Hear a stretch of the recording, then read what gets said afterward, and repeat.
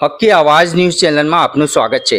પરશુરામ જયંતિ નિમિત્તે પાનીગેટ દરવાજાથી 4 દરવાજાથી શાંતિપૂર્ણ માહોલમાં શોભાયાત્રા પસાર થઈ હતી। તેને ધ્યાને લઈ કોઈ અનિચ્છનીય બનાવ ન બને તેને ધ્યાને લઈ પોલીસ લોખંડી બંદોબસ્ત ગોઠવી દેવામાં આવ્યું હતું। જ્યારે શોભાયાત્રા મેમન કોલોનીના નાકા પાસેથી થઈ બાવામાનપુરા નાકા સુધી દર્ભાવતીના ધબોઈના ધારાસભ્ય શ્રી શૈલેષ મહેતાનું મુસ્લિમ આગેવાનો દ્વારા ફૂલહાર પહેરાવી સ્વાગત કરવામાં આવ્યું હતું। જે દ્રશ્ય અમારા કેમેરામાં કેદ થયા હતા।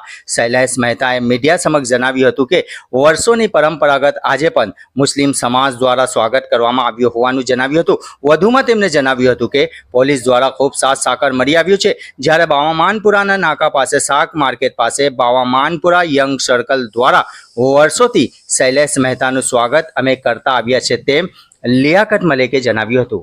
રિપોર્ટ રૂઝે બરબ।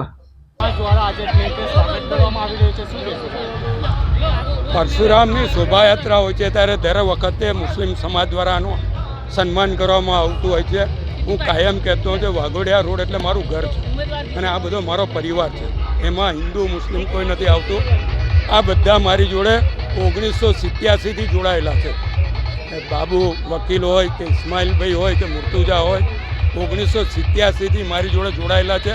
અને આ સુલતાના તો અમારા સામે નાનાથી મોટી થઈ છે અને આ લોકો હું કોઈ પણ પક્ષમાં હોય કોઈ પણ ઠેકાણે હોય આ બધા જ મારી જોડે કયા મડીખમ ઊભા રહે।